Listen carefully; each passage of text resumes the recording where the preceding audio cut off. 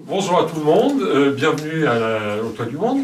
Alors cette soirée à l'origine était prévue donc à l'IPAG dans le cadre de la sortie du livre d'Emmanuel, mais la sortie du livre ayant été retardée, donc nous avons fait le choix de faire une pré-présentation ce soir avec Emmanuel qui va nous dire sur le sujet qui nous passionne. Et je lui laisse la parole. C'est très bien. Oui. Alors là, il y avait marqué François Panier et Emmanuel Pierrat devant une conférence. Donc la conférence de François Panier est finie. Je prendrai un peu le relais parce que tu vas dire du mal, je pense, de certaines structures.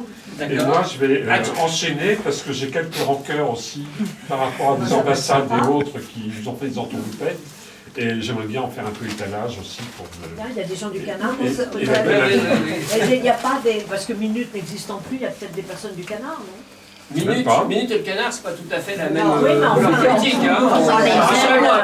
Oui, mais ils aiment le... Oui, on est d'accord, les croustillants. Oui, les confidentiels croustillants. Voilà. Alors, oui, merci François. D'abord, merci à Adrien Viel, notre caméraman. C'est le plus chic de Paris parce que quand même il a fait un doctorat, plus je ne sais pas combien d'études pour faire des photos avec un iPhone. Donc, donc ça mène à tout de faire des études. On se pourrait chez Trump. Hein, c'est un chercheur exilé. Il arrive du Texas. Voilà. Donc merci Adrien, merci à François Panier, merci au Toit du Monde, merci à l'Arche, l'association de recherche des cultures himalayennes. J'ai l'immense privilège d'être membre du comité d'honneur. On ne sait pas pourquoi, mais je trouve ça très chic. Je suis très content. Et merci à tous mes amis d'être là. C'est très agréable de parler devant des visages amis et d'autres dont on sait qu'on va devenir leurs amis. Voilà, dans une assemblée. Qui est à Paris un lundi soir entre la grêle, la grève. Oui, j'essaie de faire des choses en greux. Nous avons fait des choses très bien. On a fait nettoyer l'aventure samedi pour vous faire honneur. Et il y a eu tellement eu de grêle avec l'eau qui a jailli partout. On ne rien. On ne voit plus rien. Mais on l'a fait. Et ce sujet est né de cette idée de parler, cette causerie de ce soir est venue de plusieurs choses. D'abord, je suis déjà venu parler ici de questions qui nous tiennent un peu à cœur sur les restitutions. Je suis venu ensuite aussi au musée du Quai Branly, Jacques Chirac pour être complet, à l'invitation de la Société des études d'Asie, alors je ne vais pas me tromper, Eurasiatique, merci, d'Indo-Eurasiatique, avec François pour parler encore de ces questions. Et il s'avère que je devais publier, il est prêt, mais mon éditeur est plus lent que mon écriture. Je devais publier un livre ces jours-ci qui s'appelle La croyance de l'art au Seuil, aux éditions du Seuil, et qui est reprogrammé à janvier parce qu'il paraît que je fais trop de choses et que ça n'allait pas pour le calendrier marketing de cette maison. Si tant est qu'ils sachent faire du marketing, des livres ils y arrivent un peu, mais pour le reste c'était compliqué. Donc, nous avons une conférence qui était programmée sur un livre qui est déprogrammé ou reporté, mais on a décidé, François m'a dit qu'est-ce qu'on fait, on annule, on reporte au calendrier grec. J'ai dit sur le temps que mon éditeur travaille, il vaut mieux qu'on s'y mette avant. Voilà, je dis ça, c'est juste une petite vacherie qui n'est peut-être pas gratuite. Mais comme c'est enregistré, ça me fait plaisir. Comme je disais, on était parti ce soir pour en faire quelques-unes. Voilà. Et il s'avère que Et La croyance de l'art est un livre qui va porter, parce qu'il est fini, donc il attend, sur un certain nombre de choses liées au marché, et pas uniquement au marché, parce que ça concerne aussi les musées. Les musées ne sont heureusement pas des lieux de marché uniquement, liés à l'art, mais aussi bien l'art contemporain que l'art ancien, que l'art, on va dire, tribal, premier, ce que vous voudrez. Voilà, sur un bon nombre de choses, sur les faux, les provenances, les origines, qui doit quoi, etc. etc. Et il s'avère qu'il y a, par ailleurs, nous discutons régulièrement avec François de choses qui se passent à l'heure actuelle sur la planète, c'est dans la planète plutôt, on ne discute pas, on se rassure vous, on ne fait pas le G20 à tous les deux, ou avec Adrien, mais il s'avère qu'il y a des questions d'actualité qui nous intéressent, qui sont par exemple le remplacement des cartels dans les musées français, qui indiquaient que des objets venaient d'un plateau du Tibet et désormais ils viennent de République populaire de Chine, ce qui est une indication géographique moins précise et politiquement en revanche plus ambitieuse, pour parler par euphémisme. Et donc nous interrogeons cela, et puis il y a des questions sur des restitutions, des appropriations, des revendications d'objets qui auraient été volés, fouillés, sortis clandestinement, qui sont ici depuis des lustres, ou qui sont... voilà. Donc il y a quelque chose qui relève à la fois du nationalisme, de la politique, d'une relecture de l'histoire du monde, d'une révision, pardonnez-moi le terme est dur, parce que le révisionnisme c'est quelque chose de beaucoup plus grave, mais malgré tout d'une réécriture de ce que l'on peut savoir, de la science, des réalités géographiques et historiques qui coïncident avec les questions qui, moi, m'intéressent beaucoup, qui sont celles des restitutions et sur lesquelles je suis amené à travailler assez souvent, puisqu'il y a une actualité que vous ne voyez pas, parce qu'elle a disparu sous les autres actualités politiques qui agitent la France, ou en tout cas l'occupent, mais il y avait une actualité législative, juridique, sur la question des restitutions après le découpillage d'Emmanuel Macron en 2017 à Ouagadougou, qui a ouvert une boîte de Pandore qu'on a bien du mal à refermer, ou en tout cas à comprendre intelligemment. Il s'avère qu'on aurait dû, normalement, et je fais ce petit point d'actualité avant de revenir en arrière, après, vous vous souvenez, donc Emmanuel Macron, Ouagadougou, 2017, il se lance dans un grand discours sur les rapports entre la France et l'Afrique, et dit, au milieu de nulle part, hein, sorti comme ça, dans un grand discours qui se veut savant parce qu'il a fait 6 mois de stage énarque au Nigeria, donc ça lui donne une science infuse sur l'Afrique, c'est un garçon intelligent, hein, ne lui enlevez pas ça. Mais d'un seul coup, il se met à revoir l'Afrique ou la lecture des rapports entre la France et l'Afrique. En vous souvenant qu'il a tenté juste avant, pendant la campagne, il a parlé de l'Algérie et du pardon et des choses mémorielles qui s'avèrent complètement foirées, puisque le résultat c'est qu'on est redevenu amis avec le Maroc et qu'on est fâché avec l'Algérie. C'est Boualem Sansal qui en paye le prix notamment, parmi d'autres. Mais donc il y a cette cogitation d'Emmanuel Macron qui se traduit par une prise de parole dans laquelle il dit qu'il faudra que les musées, en gros, que la France ou que l'Occident rendent ou pensent à restituer, sous-entendu, ce qui a été volé. Et puis 1 an plus tard, alors ce truc sort non préparé, si ce n'est peut-être par un communicant de l'Élysée qui croit bien faire, et ça arrive d'un seul coup sur le bureau, entre guillemets, de l'actualité, ça s'invite comme ça, chez la tête des conservateurs de musées qui ont déjà beaucoup de mal à faire d'autres choses, à se concentrer, à trouver des crédits, à avancer, à essayer de faire des choses de politique muséale et de transmission de la culture, et qui d'un seul coup, on leur dit il faut rendre des choses. Donc la suite c'est, brièvement, on reviendra, mais à grandes enjambées, la nomination ensuite de M. Felwine Sarr et de Bénédicte Savoy pour faire un rapport dans un casting très politique, hein, une femme, un Africain, une femme qui a travaillé sur la question des restitutions, mais dans les conflits européens, intra-européens du 19e siècle, un Africain sénégalais qui travaille sur la France-Afrique, la décolonisation. Voilà, il y a une formule un peu méchante, mais que j'aime bien, que j'ai déjà reprise dans un livre, qui disait l'une n'avait jamais mis les pieds en Afrique et l'autre jamais mis les pieds dans un musée. Voilà, ça donne une idée de ce qu'est le casting. Et ça donne donc un rapport qui est un non-sens scientifique, historique, mais une ligne politique dans laquelle tout le monde est coupable et tous les gens qui détiennent ou aiment de près ou de loin des objets venant d'Afrique, parce que c'est l'Afrique qui est visée à ce moment-là, sont des voleurs et présumés être des voleurs. À partir de là, il se passe 2 mécanismes. Il y a un émoi global. Nos concitoyens à qui on tend un micro-trottoir dans un grand moment de journalisme que j'aime toujours, qui confine donc au Raz des Pâquerettes et au Café du Commerce. Alors est-ce que vous pensez qu'on doit rendre, sous-entendu on a pillé, donc les gens répondent bah oui, puisque sur leur pose la question, est-ce que vous êtes pour le vol ou contre le vol, enfin, comment on veut dire, c'est, voilà, c'est... Oui, bien sûr, évidemment, Albert. Et donc, on a une sorte de prise à partie de l'opinion qui n'y connaît rien, mais qui répond assez normalement, on est contre le viol, le génocide, le vol, enfin, voilà. Et puis, derrière, une revendication assez précise que fait, ou qu'avait déjà commencé à formuler le Bénin, et c'est comme ça que la chose arrive dans la tête du président de la République, à propos du pillage du palais d'Abomey, ce qui était le Dahomey, ce qui est devenu le Bénin, sur 23 objets, peu ou prou, 22, 23, pardonnez-moi si je me trompe, c'est enregistré, donc il faut faire attention, qui ont été pillés dans un pillage militaire très précis, très documenté, très étudié et très commenté historiquement.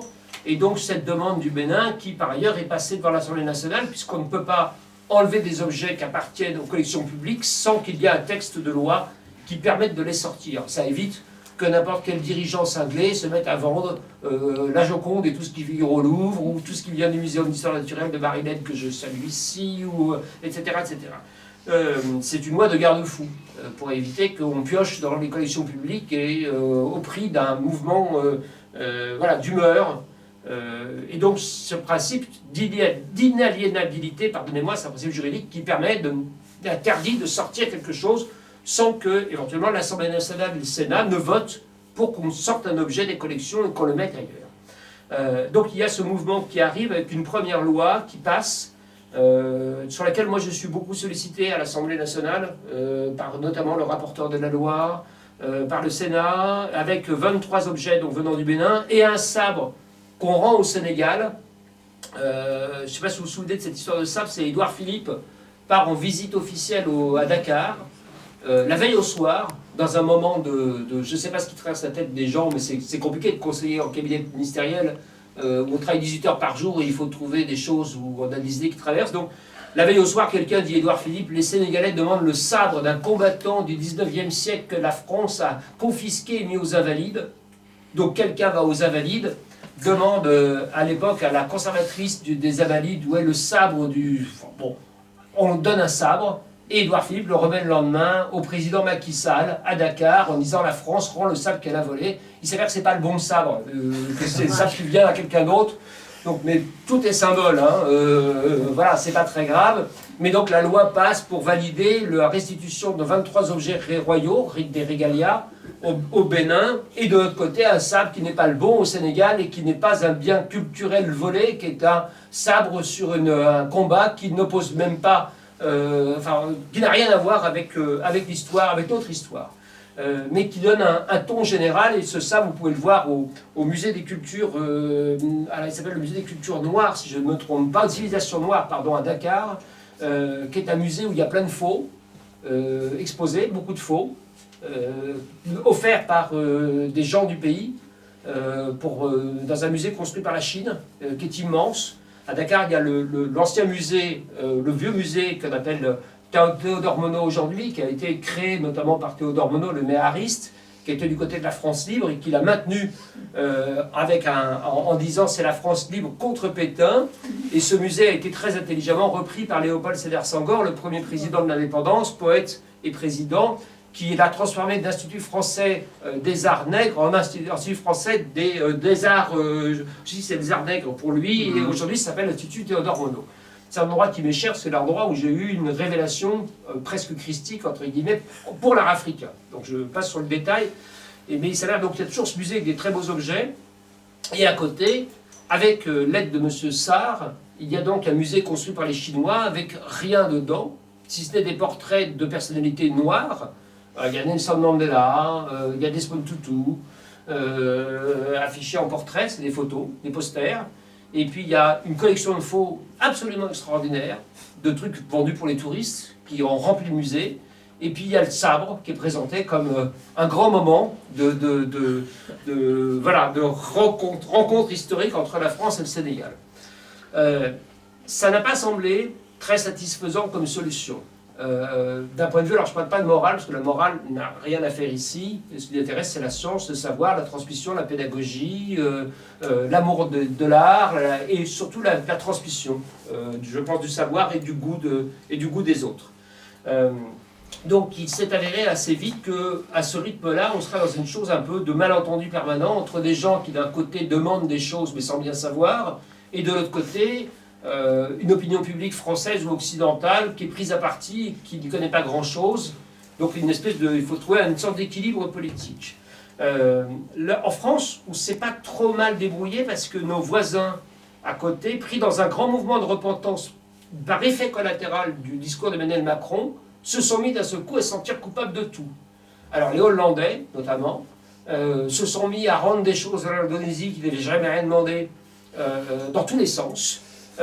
Les Belges ont été pétris de plein de contradictions parce qu'ils ont eux rendu des choses au Zaïre quand ça s'appelait Zaïre, sous Mobutu, qui ont été liquidés, enfin dilapidés en moins d'1 mois, les 700 objets qu'ils ont rendus dans les années 70 ou 80, enfin on dit pas 80 en Belgique, on dit ça en Suisse, pardon, ont disparu, ont été revendus par le régime de Mobutu ou volés ou fauchés, donc il n'y a plus rien.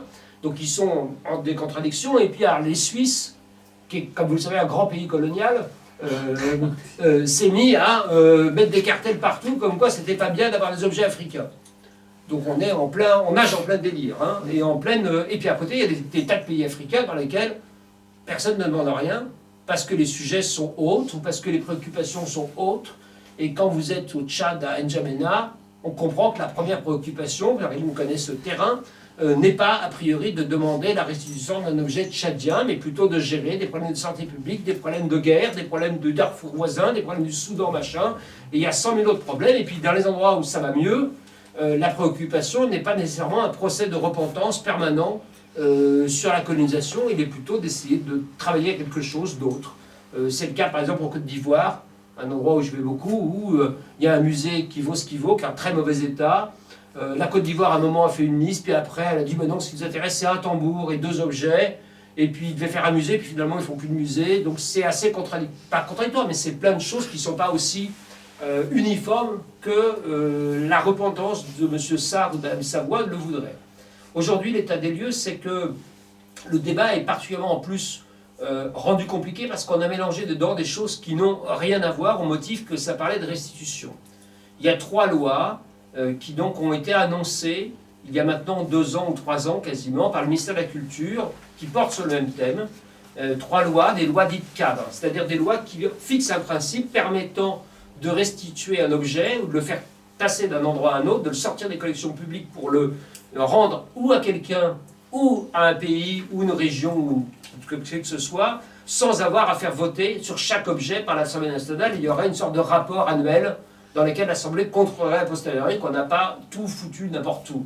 Alors il s'avère que les 3 lois cadres, elles portent sur des choses, elles évitent de comprendre le problème de confusion morale. Un, sur les biens juifs spoliés.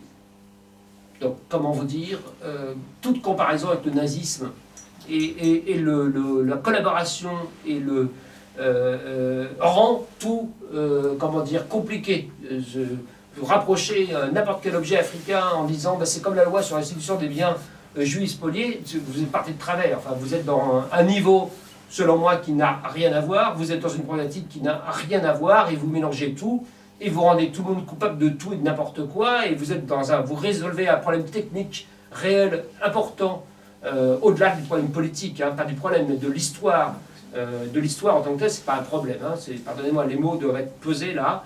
Il y a un vrai souci aujourd'hui qu'est l'existence de biens, d'œuvres d'art, de tableaux, de sculptures qui ont appartenu à des collectionneurs, à des familles, à des marchands juifs français qui figurent dans les collections publiques, de gens qui n'ont, évidemment parce qu'ils ont disparu, qu'ils ont été exterminés, n'ont pas demandé ou avaient d'autres préoccupations à la sortie de la Shoah que de faire le répertoire des œuvres d'art qui étaient accrochées sur les murs de l'appartement que de toute façon on leur avait confisqué et dans une vie qui avait été pulvérisée, etc.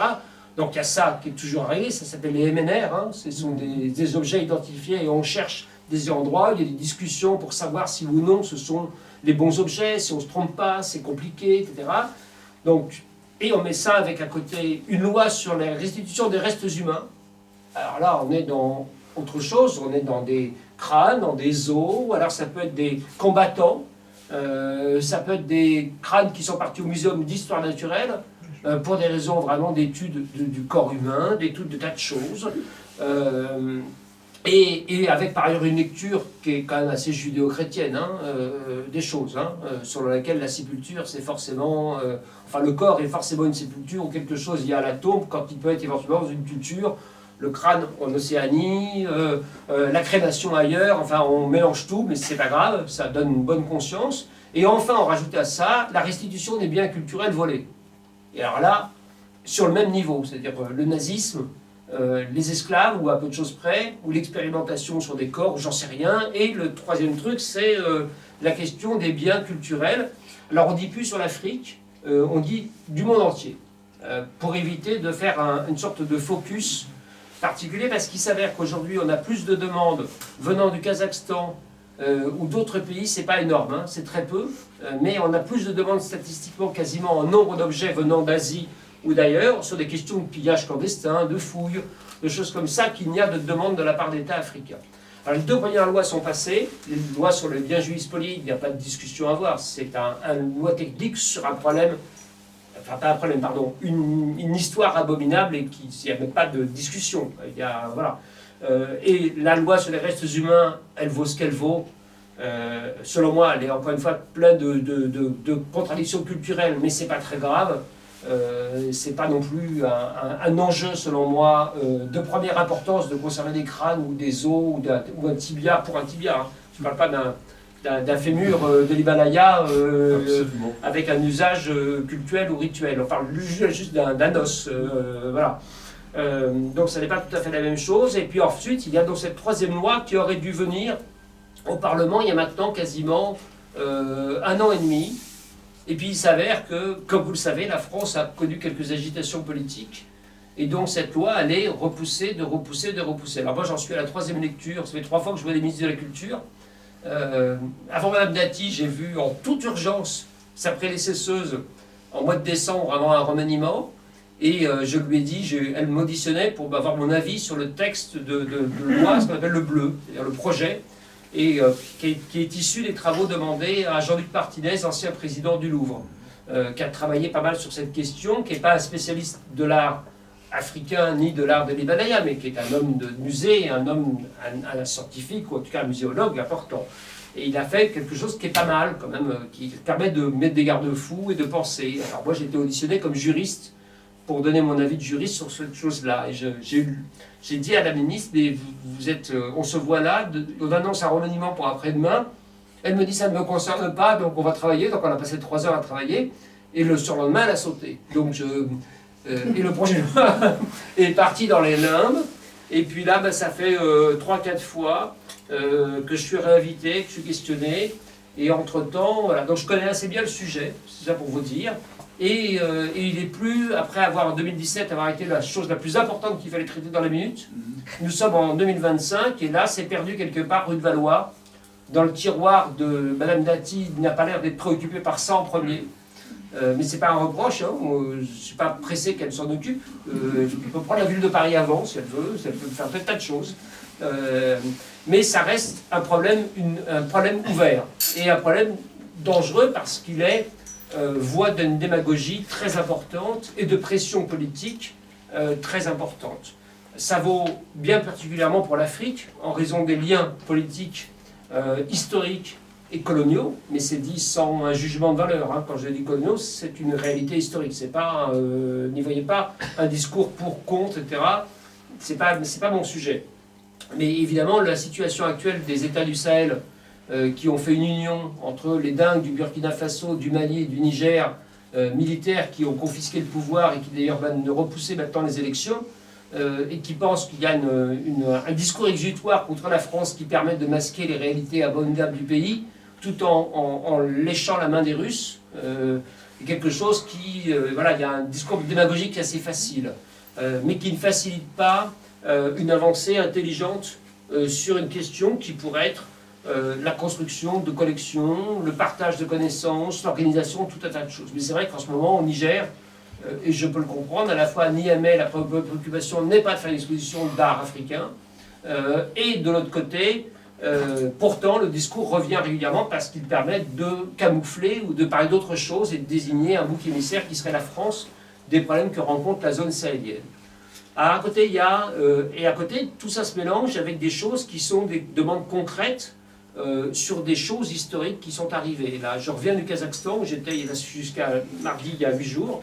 J'étais au Turkménistan, l'Ouzbékistan, au Kazakhstan, et les Kazakhs ont demandé le retour d'un certain nombre d'objets qui ont fait qui sont partis dans des circonstances pénalement répréhensibles, c'est-à-dire de fouilles clandestines, de trafic, donc qui n'ont pas grand-chose à voir avec une histoire coloniale. Enfin, jusqu'à nouvel ordre, sauf à ce que je me sois beaucoup trompé, je n'ai jamais appris que la France avait colonisé le Kazakhstan. Et les Kazakhs ne m'ont pas dit le contraire. Hein.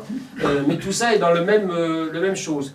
Et donc d'un côté, on paralyse éventuellement des choses qui sont assez simples à régler, rendre un objet pillé dans une fouille clandestine à quelqu'un, un pays qui a un musée, et des musées, et qui en fait la demande. Et de l'autre côté, traiter les dingues qui sont à la tête de potentats africains aujourd'hui, lâchés en pleine démence, pro-russes, et voilà. Ça donne un tableau général. Et ça donne un outil de ce qu'on... Alors c'est même plus du soft power, pardonnez-moi l'anglicisme, vous savez, c'est cette façon d'utiliser des choses qui ne sont pas la guerre, mais qui ne sont pas des influences, mais par le biais du rayonnement de la culture. C'est ce que fait la France en disant patrie du luxe, des arts, du vin, etc. C'est une façon d'envoyer une image. Et donc les pays africains, ou certains pays, utilisent cette idée du pillage, cette idée du rayonnement d'une culture et une réécriture de l'histoire de façon générale, une vraie grande histoire africaine, et de l'autre côté des fous qui racontent des balivernes dans tous les sens. Donc c'est un jeu politique extrêmement compliqué aujourd'hui qui n'a plus grand-chose à voir avec la question culturelle. Le problème étant que, à la fin, ce qui va payer, la victime expiatoire de tout ça, c'est l'œuvre d'art et la collection publique dans laquelle ce ne sont pas une question de nos impôts, c'est une question de notre bien commun, universel, partagé. C'est notre façon à nous, mais pas qu'à nous. Hein. J'entends des gens qui disent en Afrique, c'est un truc d'occidentaux. Non, ce n'est pas un truc d'occidentaux. Il suffit de parler avec les conservateurs des musées, de beaucoup de musées africains, pour voir que ce n'est pas une idée complètement occidentale, ou complètement délirante, ou complètement... que l'idée de montrer la beauté ou l'intelligence d'un objet. Voilà. Mais donc il y a un carrefour de choses qui se mélangent et qui risque d'aboutir. Pour l'instant, ça n'aboutit pas. Donc c'est un peu rassurant, mais en même temps, c'est un peu frustrant, puisque ça laisse libre cours à n'importe quel saut d'humeur d'un éventuel nouvel Emmanuel Macron. Il arrivera au terme de son mandat, donc arrivera un moment, peut-être une prise de position démagogique sur un sujet qui ne fait pas descendre nos concitoyens dans les rues, mais qui vous fait venir un lundi soir dans une galerie du 6e arrondissement, donc qui est quand même important pour nous. Voilà. Et je raccroche ça, parce qu'encore une fois, je vais laisser la parole à François, et après revenir, si vous voulez, vous réintervenir sur des tas de sujets ou des tas de choses. Il y a beaucoup de choses à dire sur cette question, mais je suis toujours très bavard comme les avocats. Il y a là, encore une fois, un instrument facile à utiliser. Moi, j'ai souvent dit aux rapporteurs à l'Assemblée nationale ou au ministère de la Culture que ce n'est pas l'objet d'art de payer le prix, s'il y en a un payé, de la colonisation. Mais c'est peut-être plutôt au groupe Bolloré qui a détenu pendant longtemps les chemins de fer ou les ports en Afrique subsaharienne. Et que peut-être s'il y a un problème économique ou de décalage, je ne suis pas sûr que rendre une statue baoulée de Côte d'Ivoire ou un masque soit vraiment la solution au problème de l'Afrique en général. Voilà, mais c'est un point de vue très modeste. Hein, mais M. Sarr, Felwine Sarr, est persuadé que c'est l'objet d'art qui permettra de résoudre tous les problèmes. Voilà, avec ça, vous avez donc une chose de se sont emparés des États, dont la République populaire de Chine, qui joue très bien d'un nationalisme, d'une hégémonie géographique et culturelle extrêmement importante, et tout le monde s'engouffre dans ces brèches, entre guillemets, qui permettent de faire sortir ce qu'il y a de pire actuellement sur la planète. Le repli sur soi, le nationalisme, la haine des autres, un orgueil démesuré et une relecture de l'histoire qui amène éventuellement aux pires horreurs et aux pires haines et aux pires antagonismes au prix d'un effacement d'une réalité culturelle et de tout ce qu'on a pu mettre en œuvre pour magnifier et montrer les objets. Pardon pour cette longue non, mais c'est très intéressant. Et alors, je vais revenir en plus sur les revendications, puisque par exemple, l'Italie revendique en ce moment au Louvre des poteries romaines. Mais Rome a quand même colonisé tout le bassin méditerranéen. D'abord, qu'est-ce qui prouve que les poteries en question ont été trouvées en France ou en Espagne? Alors, ça fait partie des... Pardon, François, je te coupe, mais ça fait partie des 100 000 questions. Il y a par exemple un grand décalage entre ce qu'est la réalité culturelle d'une zone géographique et le découpage frontalier ou administratif tel que la planète en 2025 le connaît.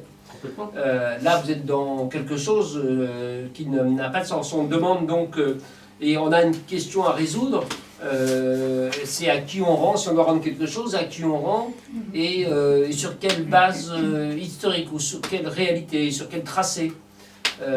Alors ça veut dire qu'on oublie l'histoire et qu'on fait un découpage en disant ça c'est kazakh, ou ça c'est chinois, ou ça c'est en raison d'un... par exemple, c'est la Crimée, donc est forcément russe. Voilà, Guantanamo est forcément américain. Et voilà, donc ça induit à des choses. Alors ça ne serait pas très grave si ça pouvait se résoudre avec des bonnes intentions, parce que à la fin, si c'est pour faire amuser et quelque chose d'intelligent, très bien, mais ça n'est pas ça l'idée générale. Ça n'est pas de faire amuser, et ça n'est pas, c'est une revendication politique et qui amène à des absurdités administratives et juridiques. Et surtout, pardon, au repli sur soi. Hein. Encore une fois, moi, ces deux visions du monde qui s'opposent aussi, c'est l'universalisme, l'idée que la beauté peut être dans tout objet, dans toute culture, et donc la nécessité de montrer l'étendue extraordinaire de l'histoire de l'humanité, de l'aventure de l'humanité, dans son rapport à l'esthétique, aux objets, à l'utilité, ou bien une vision des collections qui consiste à ne montrer que à Poitiers de l'art du Poitou, au Tchad que de l'art du Tchad, des Sao, voilà. Donc il y a quelque chose de très borné. Alors c'est formidable d'avoir des musées spécialisés, hein. Vous ne trouvez pas, hein.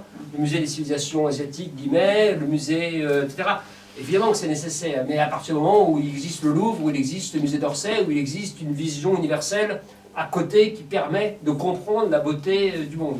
Mais là, ces discours sont des discours qui amènent à faire des musées, encore une fois, ethnocentrés, qui sont le contraire de l'ouverture sur le monde. En général, hein, que ce soit pour un jeune Africain ou pour un jeune Bourguignon. Voilà. Quelque chose, donc, et qui est une agitation politique, une manipulation de l'opinion de façon générale. Voilà, pardon, je te redonne la parole. Oui, donc, puis, par exemple, la Mésopotamie, on rend qui une pièce mésopotamienne à la Turquie, à l'Irak, à la Syrie. C'est des zones politiques qui sont complètement éclatées et qu'on ne peut plus gérer. Alors paradoxalement, pardon, je viens juste une seconde sur la Mésopotamie, pour être allé plusieurs fois les dernières en Irak, au Kurdistan, entre le Tigre et l'Euphrate, pour faire simple, et pour avoir pas mal travaillé avec une chose qui s'appelle la République islamique d'Iran, aussi étonnant que ça puisse paraître, l'Iran depuis très longtemps, et depuis la chute du Shah en 79, l'Iran redemande des objets pillés, quelle que soit la culture, à partir du moment où c'est sur leur territoire, mais sans vision islamiste, c'est-à-dire c'est très surprenant, c'est-à-dire c'est l'antagoniste, c'est complètement antagoniste par rapport à leur politique, leur discours. Ils demandent des objets cunéiformes, ils demandent des objets, mais et ils sont rentrés dans des processus par moments de coopération culturelle qui nous prennent très au dépourvu, c'est-à-dire beaucoup plus intelligents que ce que font d'autres pays qui se veulent eux plus ouverts et évidemment plus démocratiques qu'ils sont. Hein. N'y voyez aucune apologie du régime islamique des mollahs. Mais il y a des choses, par exemple, il y a des choses qui ont été faites, par exemple la Jordanie, dont on ne peut pas raisonnablement penser que ce soit une démocratie extraordinairement parfaite. Alors à comparer à l'Iran, elle est miraculeuse, hein, mais ça reste quand même un royaume avec tout ce que vous voudrez. Je ne pense pas qu'il y ait beaucoup d'alternance politique permanente. Mais la Jordanie, par exemple, a demandé, il y a un certain nombre d'années, au musée de Cincinnati, aux États-Unis, ils ont eu un problème sur une roue immense, mésopotamienne. Ne me demandez pas la civilisation exacte ou la date exacte, mais qui était cassée en deux. Un morceau est à Cincinnati, un morceau est à Amman. Donc deux musées. Et la Jordanie a proposé qu'on fasse un moule en résine à l'époque où ça coûtait très cher et c'était très compliqué.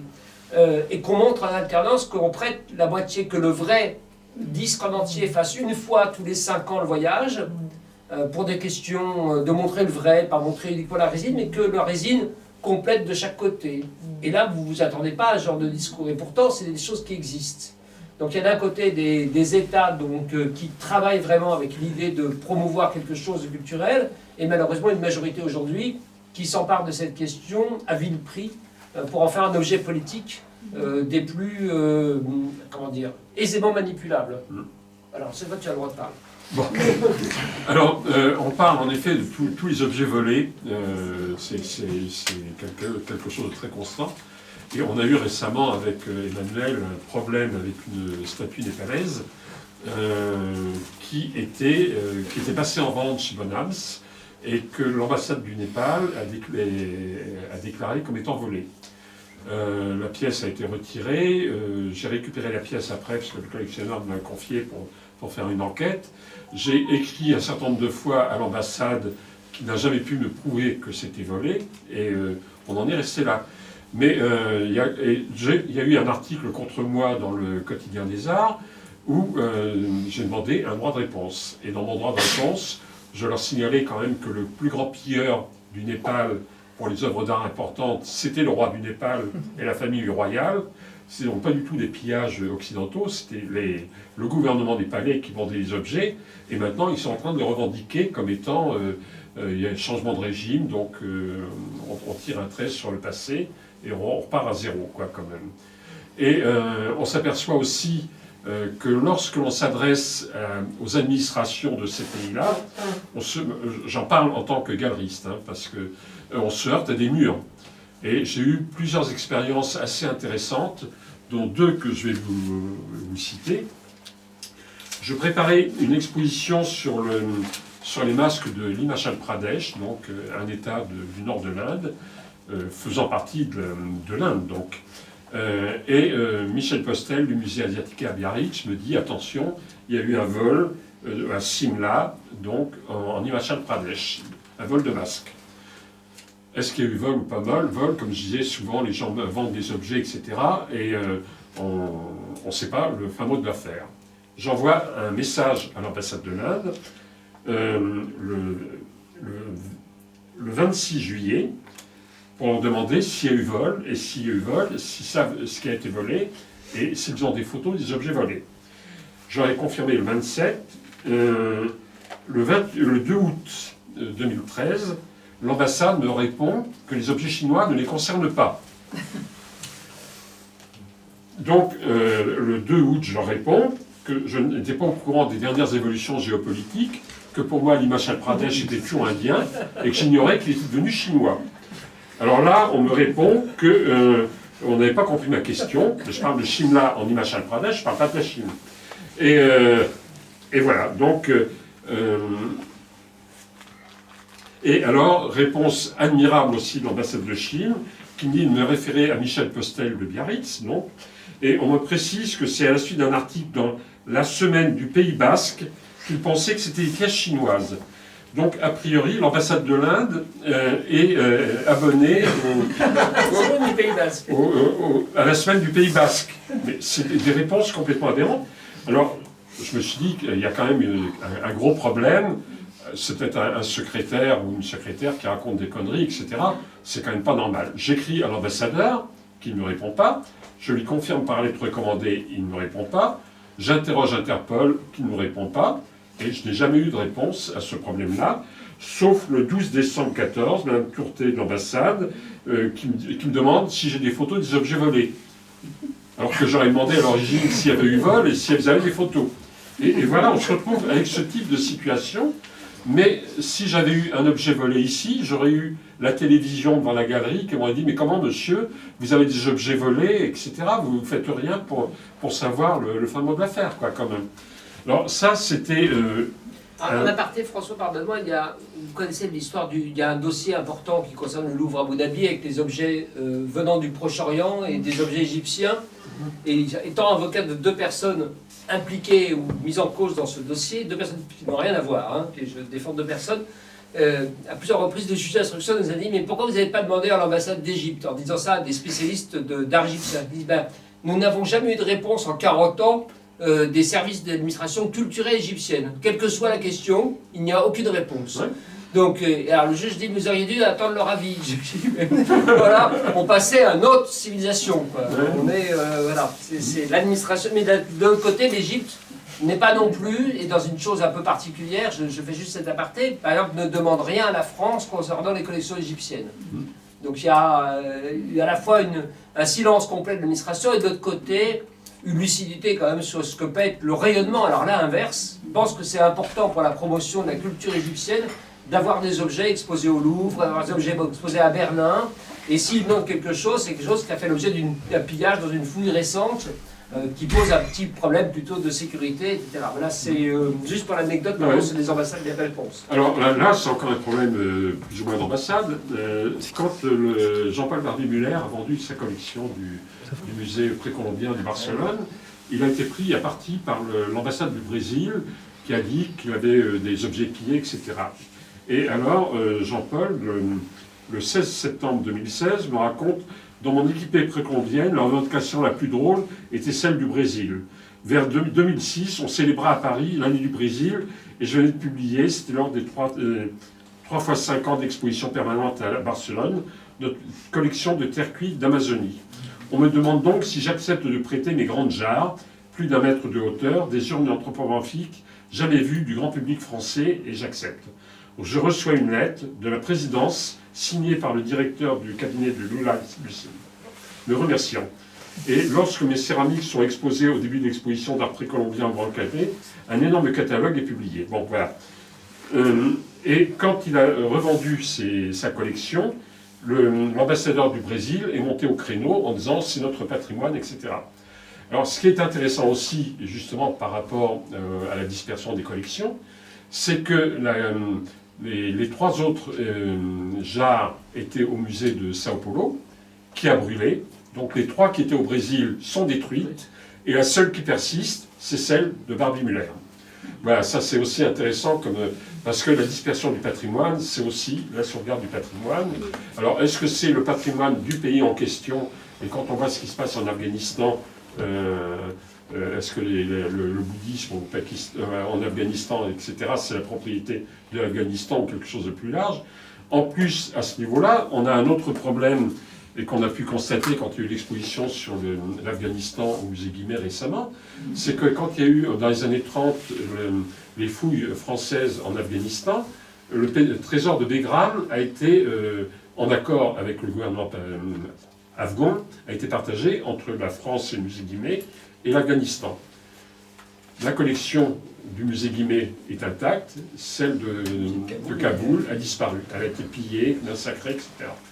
Alors, d'abord, c'est une dispersion du patrimoine, et en plus, Bagram, c'était un centre commercial, c'est-à-dire que c'était des pièces grecques, romaines, etc., de toutes origines. Alors, est-ce que c'est leur propriété? Est-ce que c'est la Bon, alors là, on peut en discuter encore pendant une éternité, toutes ces choses-là. Moi, j'ai eu une conversation très... Je suis allé en Afghanistan en 2004.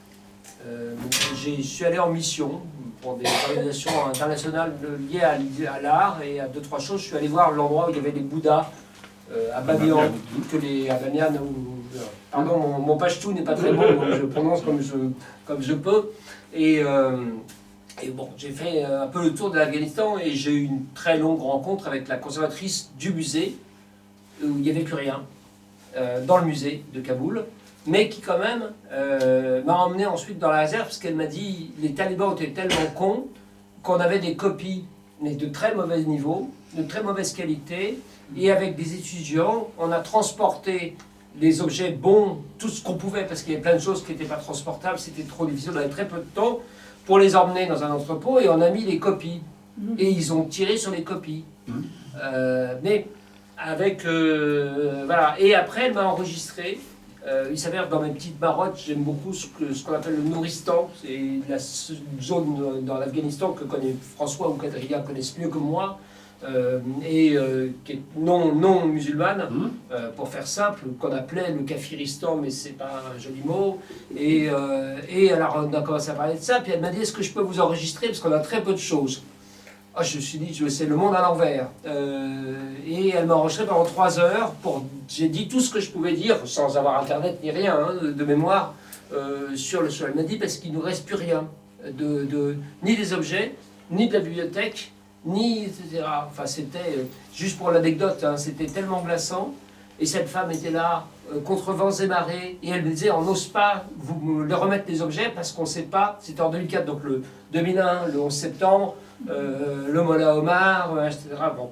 Et en 2004, on est dans une sorte de Pax Americana. Enfin, il y a eu 7 attentats en 4 jours quand j'étais à Kaboul, donc 7 bombes. Juste pour montrer l'état, on connaît l'Afghanistan aujourd'hui encore plus, mais il y avait, je suis allé au zoo, on m'a emmené au zoo. Et au zoo, il y avait le lion du zoo de Kaboul avait les yeux crevés. Et j'ai dit, mais on m'a dit parce que Massoud était surnommé le lion du Panchir, donc des talibans ont crevé les yeux du lion à défaut d'attraper Massoud. Enfin, on est dans quelque chose qui... alors quand vous entendez aujourd'hui que les femmes n'ont plus le droit de se parler ou de parler, on est dans un autre monde. Et donc la réalité c'est que en Afghanistan il n'y a plus rien. des cultures, alors pas que afghane, du Kandahar, de tout ce qu'on voudra, de tout ce qui est passé, de tout ce qui est de tout ce qui est passé. Et ce qui est paradoxal, je termine sur cette digression, parce que comme j'arrive donc d'Asie centrale, il faut reconnaître un immense mérite aux soviétiques et au musée de Saint-Pétersbourg. Alors ils ont transporté beaucoup de choses à Saint-Pétersbourg et Leningrad, mais d'avoir donné le goût de ce qu'est la fouille, la culture, la conservation des objets. Et les Russes sont un peuple dans lequel il y a l'idée du musée, où la collection n'est pas quelque chose de totalement aberrant et qui leur est arrivé l'année dernière. C'est quelque chose de très ancré. Et donc on peut faire la lecture comme ça des pays d'Asie centrale où les Russes, ils sont arrivés en Afghanistan, mais ils n'ont pas été propriétaires très longtemps, enfin entre guillemets, vous connaissez l'histoire. Et donc là, il y a un paradoxe avec d'un côté des pays dans lesquels il y a des musées, donc je sors là, importants, des collections, et puis vous passez dans la zone à côté où là tout a été détruit parce que c'est pas que les gens détestent l'art, c'est que les gouvernants, les régimes s'en foutent et les détruisent. Voilà. Et je termine juste sur une chose extraordinaire, je vous raconte ça, c'est sans rapport et en rapport avec le sujet. Je suis allé là au fin fond du désert du Kizilkoum, alors c'est le nord de l'Ouzbékistan avant la mer d'Aral, et la capitale du Karapalskan, qui est Karapakistan, pardon, c'est la contraction de Pakistan, mais Karapalskan. C'est pas le Pakistan, c'est au nord. Et là, la capitale, ça s'appelle Noukous. Et alors, Noukous, il n'y a pas grand-chose. Il y a 350 000 habitants. Mais il y a une chose miraculeuse. Il y a un soviétique qui, dans les années 50, relégué par Staline, il a échappé au goulag de peu, mais on l'a nommé à Noukous, qui était vraiment le fin fond du désert. Hein, il était historien d'art, et il a commencé à garder, à entreposer les tableaux qui étaient interdits par le régime. Et à demander à des gens qui avaient des tableaux qui étaient susceptibles d'être saisis, détruits. Et donc il y a 70 000 œuvres d'art, dont une quinzaine de Kandinsky, dont à Noukous. Et aujourd'hui, la région de Noukous, qui s'est aperçue qu'il y avait quelque chose que des gens venaient du monde entier regarder. Alors il y a toutes les avant-gardes russes, hein, de 1917 jusqu'aux années 60. Donc des gens viennent du monde entier, des experts. Donc la région autonome de Noukous, du Karapalskan, a mis beaucoup d'argent pour construire le musée. Donc il y a des choses qui réjouissent parce que c'est extraordinaire. Voilà. Et le truc, ça s'appelle, ils ont fait une grande affiche qu'ils m'ont offerte, ça s'appelle The Russian Avant-Garde in the Desert. Et ça m'a fait mon bonheur. Vous voyez, je cherchais la veille au soir une bière en vain parce que pour des tas de raisons, voilà. Et le lendemain matin, j'étais au musée, donc je n'avais pas prévu d'y aller, c'était pas mon objectif. Et on m'a dit, viens jeter un œil quand même. Et je suis sorti 5 heures plus tard dans un état de transe en me disant, c'est magique. Voilà. Donc tout n'est pas foutu. Non, c'est sûr. Mais, il y a un peu d'espoir. Mais on est quand même, j'en reviens sur le problème de galerie, les contraintes qu'on a avec l'administration, c'est devenu complètement ingérable, quoi. Je n'ai pas vu les photos, pardonnez-moi, je fais encore une digression, il y avait des photos dans la Gazette Drouot de vendredi dernier qui est sortie avec retard pour cause du pont du 1er mai. Il y a des photos très spectaculaires des objets en ivoire dans les musées, avec de l'ivoire dans les musées américains. Et là, il y a des cabinets en marqueterie où on a enlevé l'ivoire. Non pas que les objets soient rentrés d'un seul coup avec de l'ivoire là, mais par idée d'une sorte de politiquement correct, complètement délirant, on a enlevé tout ce qui était en ivoire. Il y a plusieurs photos très spectaculaires de très jolis meubles européens, et dont toutes les parties en ivoire ont été enlevées. Et alors il y a ça, moi j'ai un problème de piano en ce moment, un gros problème de piano qui vaut extrêmement beaucoup d'argent, qui a été un piano d'un très très grand compositeur, qui est un Bosendorfer, et on devrait le transporter, mais on ne peut plus parce qu'il faudrait enlever les touches. Alors, comment vous dire, j'ai eu le même problème. Et l'administration dit on ne peut pas, c'est une espèce protégée. Je dis le piano est là depuis 1920, 1930, je ne sais pas. Donc il est propriété de... Enfin, je vous passe le truc, voilà. J'ai eu un peu le même problème avec le CITES, le certificat à faire pour les espèces protégées. J'avais ici une tenue de chaman de Mongolie qui était en fourrure d'ours, de loup, avec des ailes d'aigle et un crâne de vautour. la totale. Je me souviens de cette tenue. Oui, c'était magnifique. Et donc, je fais une déclaration CITES, mais est-ce que c'est de la fourrure d'ours de Gobi? Moi, j'en sais rien. Donc, je prends contact avec le Muséum d'histoire naturelle pour savoir s'ils peuvent me dire ce que c'est. Ils m'ont dit que ce n'était pas leur problème, qu'ils n'avaient rien à faire. Enfin, ils ne m'ont pas dit qu'ils n'avaient rien à faire, mais que ce n'était pas leur problème. Et je pose la question au rédacteur en chef de Tribal, qui me dit « Ah oui, mais pour faire ça, il faut aller à Amsterdam. » Donc, je dois, en principe, aller à Amsterdam, franchir 2 frontières, avec quelque chose qui est illégal, pour éventuellement le faire légaliser. Oui. Et on tombe complètement à la renverse, quoi. C'est tellement ridicule comme... Mais on se retrouve avec des fonctionnaires qui, dans leur bureau, pianotent leurs trucs ou font des réglementations, mais ils ne se rendent absolument pas compte comment on peut les mettre en pratique, ces réglementations. Ouais. Et c'est vraiment problématique aussi. Et on a le même problème avec l'ivoire. Mais... On a de multiples problèmes, voilà. Avec une idée, ça part pas d'une mauvaise intention. Il y a toujours quelque chose dans les trucs délirants de censure. Il y a toujours l'idée de protéger quelque chose. Moi, je beaucoup travaillé au bout de 33 ans de barreau sur les questions de censure, d'interdiction. Il y a une idée qui est plutôt louable, hein, lutter contre le racisme, lutter pour les espèces en danger, lutter, etc. Et puis après, il y a la façon dont ça part et dont c'est transposé, donc ça devient une norme totalement contre-productive et qui va à l'inverse même de ce qu'elle était supposée produire. Voilà. Donc, et aujourd'hui, on a alors, une instrumentalisation d'un côté, politique, très forte, sur des questions qui sont très faciles, manipulables, vraiment, encore une fois, et sur lesquelles personne ne va se mettre sous les roues du char, entre guillemets, de l'administration pour sauver la peau de chaman, enfin, la tenue de chaman, voilà.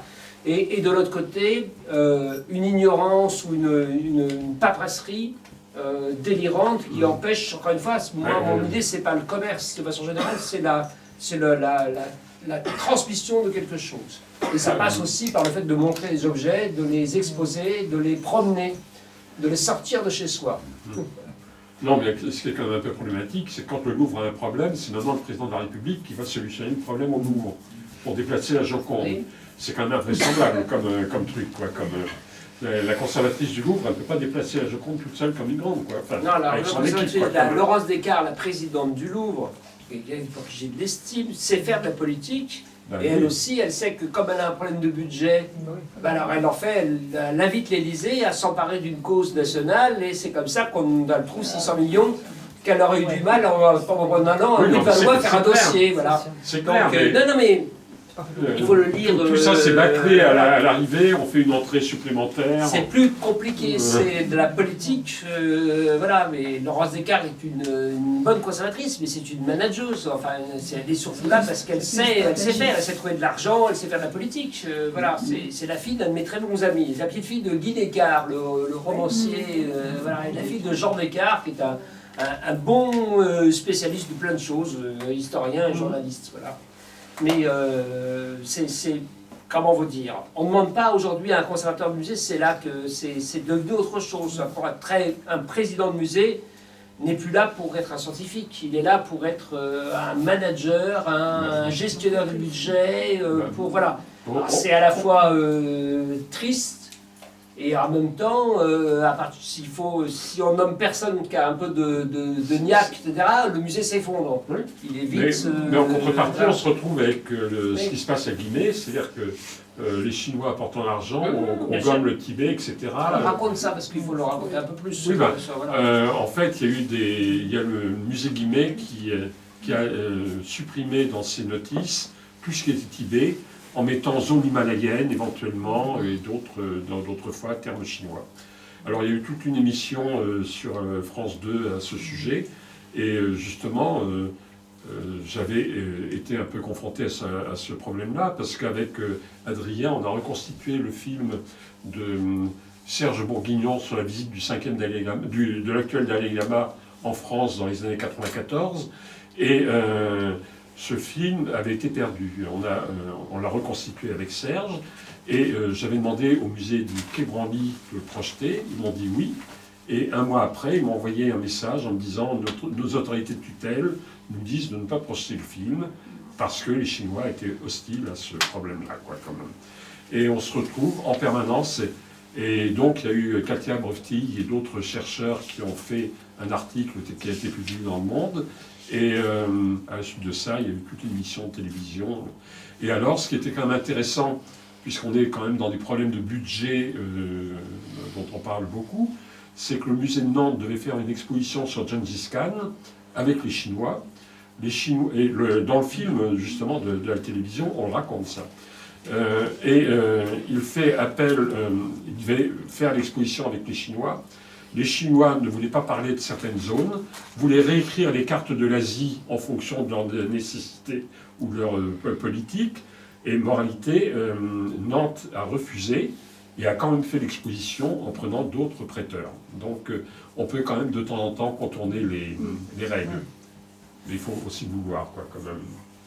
C'est pas forcément toujours simple. J'ai Amélie qui est une bande dessinée sur le droit d'auteur, que j'ai faite avec un dessinateur. Nous avons un petit souci en ce moment parce qu'on doit traduire et publier en Chine continentale, pas à Taïwan. Et il y a une scène qui se passe dans une classe d'école et il y a une carte du monde derrière. Ah. Et c'est une vignette au milieu de... Il y a peut-être 10 vignettes par... c'est une bande dessinée, c'est pas mal de dessinateurs, mais... Et donc les Chinois ont demandé qu'on refasse la carte. C'est pas une blague. Et elle est en fond d'une classe. Et alors il faut être... Je sais pas, parce que je pense qu'on a du mal. Moi j'ai du mal même à voir si on voit le Tibet ou pas. Ou si on voit quelque chose. Mais il y a quelque chose qui ne va pas dans la frontière. Et alors c'est très... mais je sais pas quel est le type qui s'est penché là-dessus, parce qu'il faut un microscope, regarder le truc.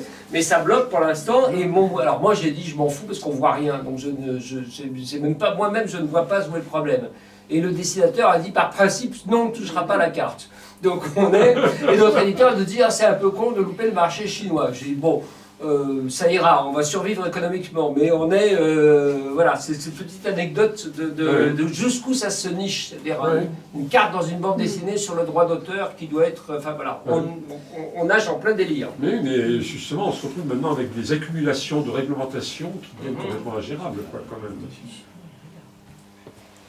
Voilà, donc on peut faire circuler la parole, comme on dit dans les bonnes maisons. Voilà, à propos de toutes ces questions, moi il y a ces questions, pardon, j'ai fait un peu le battleur, j'ai apporté 3-4 livres parce que c'est toujours après, si on me demande, j'en ai quelques-uns, mais moi je les ai ramenés dans plusieurs ouvrages, mais un sur la restitution des œuvres d'art et un autre j'avais fait au CNRS sur la même question, mais sur les nouvelles morales et les nouvelles censures, sur cette façon de réécrire, de relire, d'interdire par le monde de l'art et par le monde de la science. Comment elle se retrouve, comment dire, oui, manipulée, instrumentalisée. On pense que le progrès est là, qu'on avance, et on régresse. C'est là que c'est extraordinaire. À l'heure où, par ailleurs, la communication électronique, 100 000 choses font que les moyens de diffusion sont extraordinaires, les moyens de transmission n'ont jamais été aussi faciles, mais apparemment techniquement moins coûteux. On pourrait faire des choses extraordinaires et le monde se rétracte. Enfin, vous voyez avec la politique étrangère, mais chaque jour encore plus. Et le monde de l'art est soumis aux diktats des grandes puissances politiques, de l'algorithme qui réécrit l'histoire de l'art en fonction de ce qui est transposable ou montrable sur Instagram ou Facebook et qui doit être montrable en Arabie Saoudite, en Chine et en France par les mêmes publics de la même façon. Ce qui fait que la liberté guidant le peuple n'est plus montrable puisqu'il y a un saint de Marianne qui est à côté de Gavroche sur la barricade. La Vénus Hottentote qui figure au très beau musée de Vienne, qui est une Vénus qui a 2000 ans, a été censurée par Facebook qui voit un acte d'obscénité sexuelle, etc., etc., etc. Donc il y a le pouvoir politique, il y a l'algorithme ou le GAFAM, il y a la censure par des gens qui n'ont rien compris et qui instrumentalisent l'idéologie, tout ça pour vous dire que c'est miraculeux que vous soyez là ce soir. Voilà. Ça arrive. Bien, on va conclure. Alors, je vais juste donner 2 ou 3 indications. Du 13 au 18, on fait donc le Paris Tribal ici, et on va faire une exposition de masques de l'Himachal Pradesh. Attention à ce que tu au vocabulaire. Hein. Ouais. J'ai juste une anecdote sur sur tribal, parce que c'est la façon d'être neutre. Ah oui. Mais mon ami François Gans, qui était écrivain et membre de l'Académie française, qui aimait assez les objets d'Afrique ou d'ailleurs, hein, un jour je lui dis, je ne sais pas comment appeler ça, j'écrivais à l'époque les arts premiers pour les nuls. Et il me dit, tu crois vraiment qu'il y a des arts seconds? Donc je lui dis, voilà. Et on est rentré dans un débat infini, ce qui fait que le Quai Branly s'appelle le Quai Branly, puisqu'on n'a jamais été capable de trouver une terminologie qui ne vexe personne et ne soit pas problématique. Ouais, Donc on c'est tribal, maintenant c'est l'anglicisme qui l'a pris. Ben, c'est les problèmes de vocabulaire, parce que pour l'Himalaya, entre les ethnies, les... D'ailleurs, on n'utilise plus ethnie, sauf ici. non, on privilégie plutôt communauté, population, mais tout de suite, les ethnies, on pointe quelque chose qui fait pas l'unanimité. Absolument. Pourtant, le mot ethnie est dans la loi. Oui, c'est la La loi discriminatoire, c'est le mot ethnie, donc il n'y a rien de plus universel que ce mot. Mais le mot race est dans la loi aussi. Et dans la loi, et d'ailleurs, il fait l'objet de débats on ne peut juridiques plus puissants. l'utiliser, paraît-il, donc c'est compliqué. Il y a eu des propositions de loi pour les Ouais, chiens, c'est pas Il y a un terme que j'aime beaucoup, que j'utilise par provocation, c'est le terme sur les arts que nous appelons primitifs aujourd'hui, entre autres, le contrat entre mon père, Pierre Loeb, et Jacques Viaud, quand il a été chercher les statues du lac Santani. C'est un événement extraordinaire. Et dans le contrat rédigé par mon père avec Jacques Viaud, on ne parle pas d'art ceci, d'art tribal, etc. On utilise un terme, alors aujourd'hui ce serait l'horreur, les arts sauvages. Oui, absolument. Bien sûr. Et je trouve ça magnifique. Oui. Bah, c'est le mot de Claude Lévi-Strauss qui a appelé un livre La pensée sauvage. Oui, alors, il y a quelque chose c'est de... un peu oui. de la même époque. C'est magnifique, mais c'est l'art- très beau. les arts sauvages. Ouais. Ou l'art primordial au lieu de primitif. Il y a eu ça aussi, je sais plus quel. Primordial, qu'est-ce que Sauvage. ça veut dire, premier?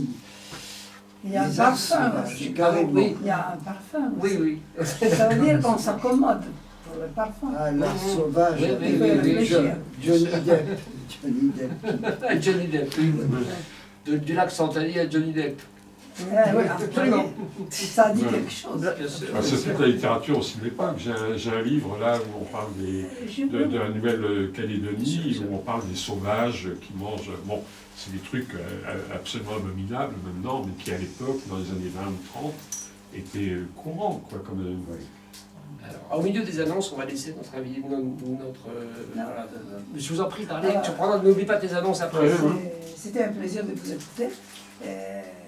C'est très riche. Une petite question. Le métissage. Parce qu'il y a eu, à un moment donné, Bien sûr. toute une période où on s'est penché sur les arts métis. Maintenant, vous pouvez visiter n'importe quelle exposition, il y a des objets qui sont métis. Pas seulement après la découverte des Amériques, non, ça vous suffit de regarder les objets même romains, où il y a, bon, vous voyez, donc le métissage c'est beaucoup plus ancien. Et je dis, pour quelle raison, à votre avis, il y a cet oubli, ou cette envie de ne pas parler de métissage? Moi, je me suis donné une réponse, mais... Je vous ai donné une réponse, hein. J'aimerais écouter votre réponse, mais... J'attends la vôtre. Moi, c'est une question qui me traverse beaucoup. J'y consacre un chapitre dans mon livre sur la restitution de l'art africain, parce que il y a ce discours qui vient, alors chez notamment Felwine Sarr ou Céline Savoie, des objets qui sont africains ou européens, et d'une limite. Et, alors par exemple, je prends comme exemple le cori. Vous voyez, le petit coquillage, puis il doit y en avoir ici forcément. Ouais. Vous savez où on trouve les coris? Pas dans l'Himalaya, ni au fin fond du Sahel, mais en mer de Chine notamment. Enfin, il y a 2 endroits sur la planète où on trouve les coris. Et les coris sont dans un nombre de cultures absolument extraordinaire. Le rouge n'existe pas, à part le Kalao en Afrique. Le pigment rouge ne tient pas. Le pigment rouge est arrivé par les Anglais, par la peinture, par plein de choses. Moi, j'ai un masque sublime, Mende, donc de Sierra Leone. Et quand on le regarde, on se dit c'est étrange, il a une tête bizarre, et quand on le regarde bien, c'est la reine Victoria. Donc mais il faut un peu de recul, et après c'est évident, enfin voilà. Et le clou, quand je me suis plongé dans l'art africain, tout collectionneur d'art africain rêve dans une sorte d'archétype d'avoir un fétiche à clous, vous voyez, ou quelque chose comme ça. Or, le clou du fétiche à clous, tel qu'il est dans l'imaginaire de l'archétype, c'est un clou de tapissier portugais apporté à la fin du XVe siècle. Exactement. Donc, à partir de là, et un clou africain ne ressemble pas à un clou, donc il n'a pas le même impact, vous voyez, dans l'imaginaire. Symbolique. De symbolique, bien sûr. Donc le métissage, évidemment, il est partout. Là, j'arrive du fin fond du Turkménistan, où c'était merveilleux parce qu'au musée national de Ashgabat, où j'étais le seul visiteur, et visiblement depuis longtemps, donc Vous avez bien profité. c'était merveilleux, merveilleux. Ils m'ont pris pour un ovni, hein, vraiment pour un ovni. J'y étais pour travailler, ça avait un lien avec le patrimoine, etc. Mais le fait que je passe autant de temps au musée, et surtout à la fin que je demande le catalogue pour l'acheter, là il a fallu, je pense, 1h30 pour trouver le catalogue. Mais il y avait, là on était à Ashgabat, on était à 20 km de Nissa, qui a été la capitale de l'Empire Parthe. L'Empire Parthe, c'est l'empire qui tente au IIIe siècle avant Jésus-Christ de contrer Rome dans la domination de l'Est de la Méditerranée. Alexandre le Grand est passé 20 ans avant, hein, et a traversé là. Gengis Khan passera, les Perses sont venus, les Chinois ont créé la route de la soie, enfin, tout le monde est passé là. C'est la gare du Nord, ou c'est Schiphol, comment vous dire, c'est un hub. Et donc à la fin, l'art turkmène, ça n'existe pas. Ce qui existe, c'est l'art gréco-bouddhique, l'art est mélangé, et vous pouvez lire toutes les influences de tout le monde. Et c'est extraordinaire, parce que vous êtes dans un immense bazar, dans le bon sens du terme, hein, bazar au sens du mot perse, quoi, enfin, du mot turc, pardonnez-moi. Voilà, et ça, c'est très réjouissant. Et en même temps, c'était très démoralisant. Je vous ai fait une petite chose, j'ai eu une conversation un peu longue avec, parce que c'est le Turkménistan, c'est classé avant-dernier en termes de liberté avant la Corée du Nord. Hein. C'est juste en dessous de l'Érythrée où j'étais l'année dernière, donc là je crois que je touche le bout. Et la dame qui m'accompagne, parce qu'il faut être accompagné par quelqu'un qui ait des renseignements, à un moment, j'ai à Nissa, je suis allé à Nissa, donc l'ancienne capitale des Parthes, et là aussi ça me prend, c'est comme à Kaboul, je commence à me dire mon émotion et ce que je ressens d'être là. Et puis à un moment, elle me dit, mais d'où vous savez tout ça? Et elle est du ministère de l'Éducation et de la Culture. Hein. Je lui dis, bah, c'est dans les livres, c'est... Elle me dit, ah bon, mais nous c'est interdit. Je lui dis, ah, pardon, elle me dit, oui, le président a dit qu'on ne pouvait pas, que tout était turkmène, donc ce qui n'était pas turkmène, alors le site est classé, mais en même temps, il n'est pas turkmène, donc il n'y a aucun document. Ça ne veut rien dire, les Turkmènes sont des nomades qu'on a sédentarisés sous l'Union soviétique il y a 75 ans, donc ça n'a aucun sens. Mais pour vous donner une idée du degré de la liberté à Ashgabat, à un moment je lui dis, c'est curieux quand même, toutes les voitures sont blanches. Et elle me dit, oui, parce que c'est interdit d'avoir une voiture de couleur. Je lui dis, parce que le président trouve que c'est laid. Donc on est même plus dans une question de liberté d'expression de journaux, ni d'histoire, on est dans un autre, mais ça touche l'histoire antique. C'est-à-dire que, voilà, le fait que Nissa était la capitale de l'Empire Parthe, on ne peut pas le dire. devient un tabou. C'était, mais moi je suis sorti de ce pays, je vous l'ai dit tout à l'heure avant qu'on commence, je suis passé à la frontière ouzbek, au fin fond du nord du désert du Karakoum. J'ai eu l'impression d'arriver à New York, j'ai dit ça à Albert, alors que franchement du côté de la frontière ouzbek, à part des chameaux, j'ai eu un bouffé d'air frais et d'arriver après à Noukous, là, cette ville où il y a le musée, là c'était New York, le Guggenheim, le MoMA, voilà, les journaux, il y a 15 ans de journal, mais c'est pas grave, voilà, ça m'a... et vous vous dites, oh alors il faut se plaindre, pardon, on est très vigilant, on est très tatillon, on débat ce soir, on est très en grogne, mais il faut toujours réaliser quand même que, malgré tout, nous sommes extrêmement chanceux et extrêmement... voilà, d'être ici, un lundi soir, à discuter dans une galerie et à faire des remarques en étant filmés qui nous vaudront peut-être d'être ennuyés à la frontière chinoise si on peut y aller. Mais bon, voilà, ça fait du bien, voyez-vous, d'être dans ce pays de métissage là, qui se recroqueville un peu trop, mais ça fait beaucoup de bien. Voilà, c'est juste pour vous dire ça. Bon, alors pour finir, donc on fait le 13, le Paris Tribal, qui C'est sera... l'annonce la plus longue de l'histoire de la galerie. qui sera consacré au masque de Limassol, et pour l'occasion, on a sorti une lettre du Code du Monde. De Chine. De Chine, hein. L'Himachal Pradesh, maintenant c'est en Chine. Ouais. Et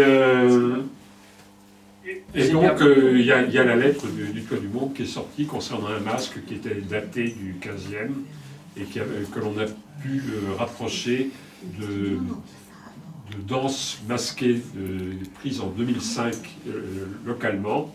Et on a donc un masque du 15e siècle qui, en 2005, était encore utilisé localement, quoi, quand même. Alors ça, c'est vraiment intéressant.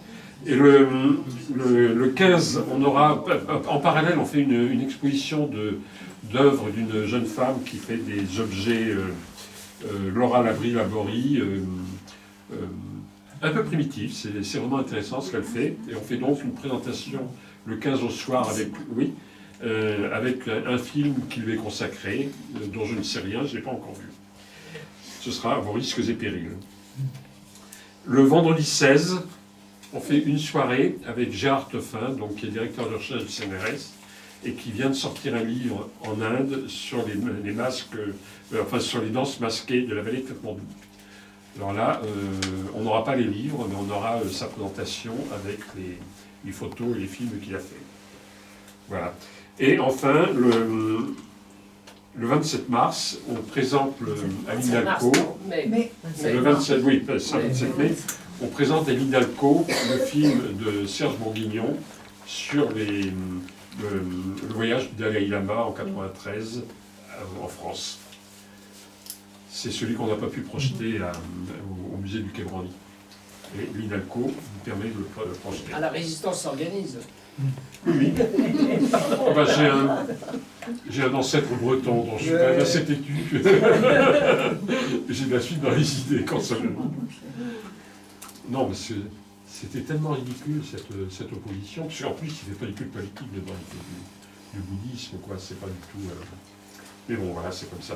Non, mais encore une fois, je reprends ça une seconde, pardon. C'est parce que nous jouissons de cette grande liberté qu'il faut être attentif à chaque fois qu'elle est écornée, à chaque fois qu'on veut nous dicter quelque chose, parce que nous sommes très minoritaires sur la planète. Donc réjouissons-nous et soyons encore plus vigilants. Absolument. ah oui, Ouais. Oui, bien sûr. Bien sûr. Voilà. Donc un musée public refuse un film qui réécrit les cartels doit nous inciter à être... et oui, les livres scolaires, pareil. oui. Hein.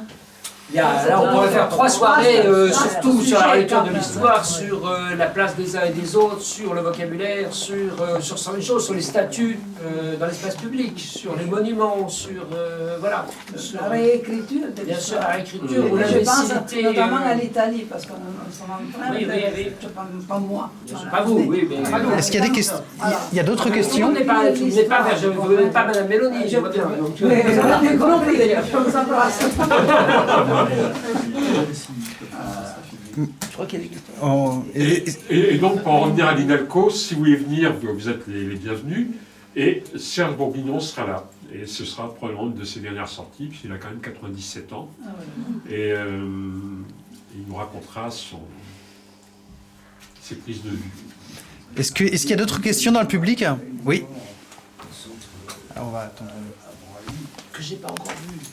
Oui, non, parce que ça, c'est grave. Oui, parlez-en, Albert, parlons-en. Albert, pardonnez-moi. Albert, là, vous voudrez apporter ce qu'on peut faire. Et il y a aussi Marilène. Pardon. Il y a aussi Marilène qui Alors, cherche. on commence par Marilène et après Albert sur l'exposition Dakar Djibouti en ce moment au musée du Quai. Allez-y, Marilène. Non, moi je me permets d'attirer votre attention sur le problème de l'archéologie. Parce que là aussi, tu parlais tout à l'heure, Emmanuel, de la transmission, etc. Et ben, il y a aussi en France où on sort aussi des objets, où il y a des choses qui permettent de transmettre notre histoire, même si elle est lointaine, plus ou moins. Et que là, il y a un vrai problème aussi pour faire des fouilles archéologiques. C'est-à-dire que là, nous avons une pression énorme parce qu'il faut du financement. Et actuellement aussi, on joue sur ça par des réglementations. C'est-à-dire que maintenant, les autorisations sont de plus en plus difficiles et aussi par le manque de moyens. Et là, il y a une pression énorme sur l'INRA, par exemple, c'est-à-dire que c'est l'archéologie préventive. C'est-à-dire qu'il y a des travaux, quand on découvre, je ne sais pas, des choses gallo-romaines, par exemple, il faut arrêter, le temps qu'on fouille, on referme, ça prend un peu de temps. Et là, ça va être complètement changé, puisqu'on veut... les nouvelles directives du ministère de la Culture sont terribles pour ça. Donc là aussi, on parle des objets sortis anciennement, etc., mais il y a aussi quelque chose qui est important, c'est tout ce qu'on a aussi, nous, à trouver, parce que ça permet de compléter la science, parce que nous sommes des scientifiques aussi, ça permet d'amener des éléments, et ça, c'est des données aussi importantes. Et je crois qu'il faut, c'est pas négligeable, parce que là, j'étais justement avec mes collègues américains, quand on revoit que maintenant, dans les musées aux États-Unis, on remet l'homme, parce que je suis préhistorienne, on remet l'homme avec le dinosaure, que dans tous les États, maintenant, avant, on devait parler du créationnisme et du darwinisme. Maintenant, on ne parlera plus dans certains États que du créationnisme. Et on remet les dinosaures, etc. Donc là, l'histoire et l'histoire ancienne, etc., je pense qu'il y a des choses à faire. Et disons chez nous, puisque tu dis qu'il faut justement être vigilant, moi je trouve que d'un seul coup de taper très fort sur la recherche, là on a perdu beaucoup de moyens. Hein, le CNRS, moi je suis directrice de recherche au CNRS, et tout, le budget a été pulvérisé, l'INRA possible. Donc là c'est un danger aussi, parce que si on attaque la culture, la science, je trouve que voilà, il faut être vigilant. Et ces objets qu'on sort, le patrimoine, les découvertes de grottes, comme on a eu Chauvet, etc., c'est un patrimoine énorme qui est à tous, mais on a la chance d'avoir chez nous, de le préserver et de pouvoir continuer aussi à enrichir ce patrimoine. Et là, c'était simplement, je me suis permis, Emmanuel, de dire ça, parce que c'est quand même quelque chose de très grave. Ces attaques, on a vraiment actuellement beaucoup d'attaques contre la science. On a beaucoup de mal à expliquer, nous on est dans les faits, on n'est pas dans la croyance, et ça passe par les objets.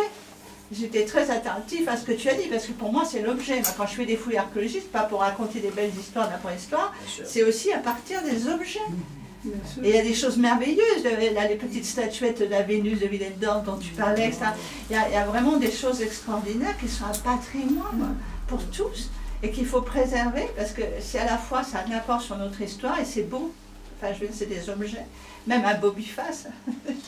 Donc voilà. Donc je pense que, et ça, je vous assure, je ne veux pas paraître Cassandre, mais ça ne va pas bien, quoi. C'est vrai qu'on regarde les États-Unis et ailleurs, mais chez nous, on tape un peu fort, là, quand même, sur culture et recherche. Et là, les crédits, c'est moitié moins. Hein. Donc, comment faire tourner un laboratoire de recherche? C'est pour ça que quand on dit on va accueillir les Américains, oui. Excusez-moi, je veux dire, si, dans certains secteurs, ça c'est peut-être, mais donc... il y avait des remarques dans les médias, j'entendais des scientifiques français, si déjà si on nous donnait les moyens de travailler, effectivement, ça serait déjà formidable avant même de penser que tout Berkeley va arriver demain matin. Oui, qu'ils accepteront, c'est le... Oui, est-ce qu'ils accepteront les salaires des chercheurs français? Non, sûrement pas, sûrement pas. Voilà. Si on peut aller aux États-Unis, peut-être. Oui. Ils penseront qu'il manque à zéro. C'est ça, c'est ça. C'est trop. Quelle est la monnaie? Albert, tu as un mot? Oui, non, moi je pense qu'il y a des personnes ici qui ont vu l'exposition à Branly, je pense récemment. Sur la mission Dakar-Djibouti. Sur la mission, une revisitation de la mission Dakar-Djibouti, c'est assez consternant. Enfin, il y a un catalogue très bien fait, l'exposition est très bien faite, mais il y a une chose qui me gêne beaucoup, c'est que le public qui ne connaît rien à ces événements, on lui serine à longueur d'exposition que la plupart des objets sont volés. Et c'est même en audio. On entend les phrases « voler », et des cartels sur lesquels est marqué « on ne sait pas quelle est l'origine ». C'est extrêmement grave, et vous avez des conservateurs, des directeurs de musées africains sur le trajet donc, de la mission qui sont venus, qui ont été invités par Branly, voyage payé, séjour payé, et certains dont le Malien, Daouda Keïta, on a assisté à une de ses prestations, qui est venu faire son marché. Tout simplement, et repérer ce qu'ils vont demander, ce qu'ils vont réclamer. Moi, je trouve que c'est consternant de la part du musée, et j'ai entendu dire que la plupart des conservateurs sont pour les restitutions. Il y avait le livre de Michel Léry, il faut dire aussi. Alors, il y a Il est évidemment... il est ça, cité c'est dans le rapport de Felwine Sarr et de Bénédicte Savoie, le seul exemple qu'ils prennent en disant oui, voilà c'est c'est Michel pillé, Léry. c'est le livre de l'Afrique, c'est l'Afrique fantôme de Ah, Michel c'est- Léry, c'est l'affaire du Boli Voilà. en pays le Bambara. fameux Boli. Et à partir de là, ils spéculent en disant tout objet dont on n'a pas l'acquisition par un contrat, le contrat écrit dans l'histoire de l'art est une chose quand même assez récente, hein, le juriste vous en parle. Et donc tout objet qui n'a pas fait l'objet d'un contrat et à la bonne valeur marchande, ce qui Et ne à veut la rien bonne dire, valeur, évidemment, consentement. voilà, consentement, c'est présumé volé, à partir de l'Afrique fantôme de Michel Léris. Mais il faut dire aussi que Michel Léry... Qui raconte, qui est dans la émission, il- pardon, Dakar Djibouti de Marcel Griot. Michel Léry, malheureusement pour eux, tout de même, il reconnaît qu'ils ont volé des objets. Eh oui. Mais pas tous, évidemment. Mais enfin, ça, On le sait au ça musée met, de l'art, ça on le sait met au musée de l'art. l'accent sur le vol, et apparemment, finalement, tout est volé, tout est... Ouais. voilà. Et non, je voudrais juste faire aussi un autre commentaire concernant les restitutions. Et moi, j'ai lu attentivement le rapport Sarr-Savoie, je crois qu'il n'y en a pas beaucoup qui l'ont fait, et je le lis de temps en temps.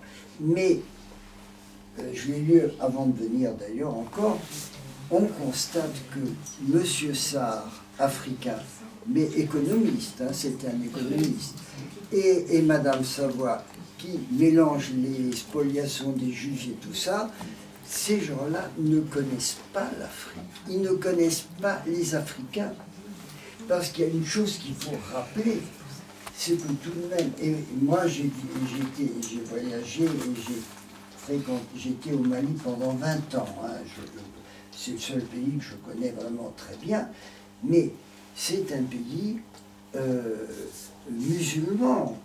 Et dans son rapport, Madame Savoie, elle dit une chose qui n'a pas été très remarquée, je suis surpris, mais dans son rapport, elle dit non seulement il faut que les objets retournent dans le pays, non seulement dans le pays, mais dans les villages d'où ils proviennent, allez donc savoir comment les trouver, mais, alors la cerise sur le gâteau, elle dit, et il faut que les populations qui sont encore là, vous c'est ça, que les populations qui sont les descendants, il faut qu'ils reprennent le culte. Voilà. Mais c'est extrêmement choquant. Il faut qu'ils reprennent le culte. Ils sont musulmans. C'est une aberration et je trouve que ça n'a pas été assez relevé. D'ailleurs, on le voit dans l'exposition, puisque le lieu... Vous avez vu l'exposition. On s'est vu là-bas, non? Pas à celle-ci, mais à toutes les autres, oui. Oui. Mais le lieu où un des vols, effectivement, attesté a été effectué, Oui. aujourd'hui n'est plus un lieu de culte. Il y a juste une espèce de porte là qui subsiste et qui témoigne de l'ancienne, enfin de l'existence passée. Et de l'abandon de ce lieu. C'est abandonné, ça a été abandonné par les gens. Et alors d'ailleurs, le directeur là, du musée de Bamako dit il y a eu un accord entre une institution monétaire américaine et le gouvernement malien, où on a proposé aux villageois, vous avez suivi ça aussi, aux villageois de venir avec leurs objets d'art tribal, enfin d'objets tribal, de culte, et ce qu'il y en a encore, et contre ces objets, cette institution américaine va leur prêter de l'argent, va leur faire un prêt, s'ils ont besoin pour le village, ce qui est souvent la raison pour laquelle ils vendent des objets d'ailleurs, et qu'ensuite, mais c'est prêté, et c'est mis dans des musées. Et moi j'ai demandé au directeur, mais quel musée au Mali? Lesquels? Il y a Bamako seulement. Il m'a cité des noms de villages où il y a des dépôts comme ça, que les... Mais c'est pas vrai. Il y a des mensonges. Il y a énormément de mensonges. Le rapport Sarr-Savoie, c'est non seulement pour les restitutions, mais c'est aussi une attaque contre les musées. Oui. Et contre la conception occidentale du patrimoine. Absolument. Là, oui. Les objets, à leur retour, pourront aussi trouver leur place au sein de communautés pour leurs usages rituels. Oui, c'est ça. Oui. Le modèle du musée centralisant les objets du patrimoine ne se dégage que comme une option parmi d'autres. Les réflexions sur les restitutions exigent aussi de démystifier les conceptions occidentales du patrimoine et de la conservation. Donc c'est une attaque contre, non seulement pour la restitution, mais contre un certain modèle occidental de la culture. Absolument. De la conservation. Absolument. Mais cher ami, là où il ne faut pas se tromper, c'est que beaucoup d'Africains partagent d'autres points de vue. C'est-à-dire que la lecture que fait Ségolène Sarr et Savoie n'est qu'une lecture minoritaire et politique. Hein. Aller parler avec des... Alors, je ne parle pas du conservateur du musée de Bamako. Je devais raconter à Albert comment je suis allé avec une lampe torche parce que l'électricité était détournée à Bamako par les gens du quartier et le musée était dans le noir quand j'ai voulu emmener une délégation qu'on m'avait demandé de conduire pour visiter le musée. Donc c'était un grand moment hein, quand même, d'arriver là, et ce musée qui avait été refinancé en partie par la... Trois fois payé par la France. Par la France, voilà. Donc, mais tout n'est pas égal. Vous parlez avec le conservateur du musée d'Accra au Ghana, il est pour l'idée du musée, et certainement pas pour donner au village un objet, ça n'a aucun sens pour lui. Enfin, ça ne faut pas se tromper sur les effets de loupe, de distorsion ahurissants qui sont quelques agitateurs qui s'agitent. Je vous raconte juste une chose, quand je signais justement le service de presse de Nouvelle Morale, Nouvelle Censure, chez mon éditeur Gallimard, donc rue anciennement Sébastien Botin, maintenant Gaston Gallimard, mais c'est comme ça. À un moment, Jean-Marie Lacafine, mon éditeur, me dit maintenant il y a une manif devant Gallimard, parce qu'on venait de rééditer un petit contenec pour enfants blancs de Blaise Sandrard avec le ministère de l'Éducation nationale.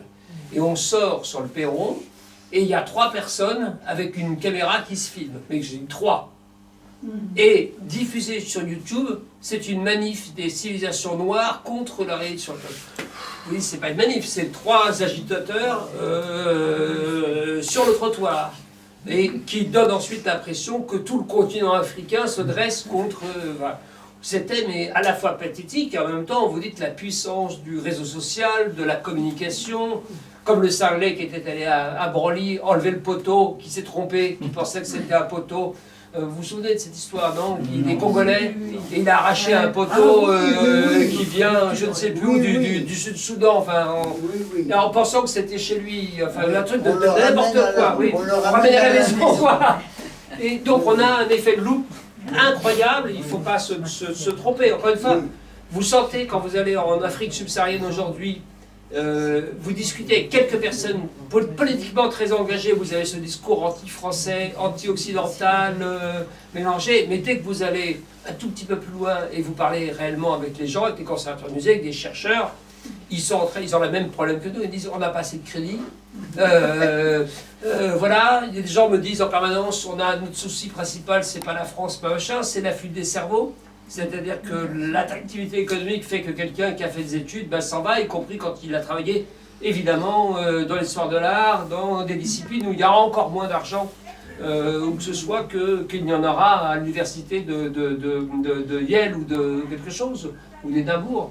Donc la difficulté, elle est là, et il ne faut pas se tromper, il ne faut pas donner plus de crédit, il faut être attentif à ces dingueries, mais il ne faut pas penser qu'elles sont le reflet d'une réalité générale de la pensée africaine, si on peut dire de la pensée africaine, ce qui ne veut rien dire. C'est comme si on vous disait, vous habitez en Europe, vous êtes forcément suédois. Enfin, voilà.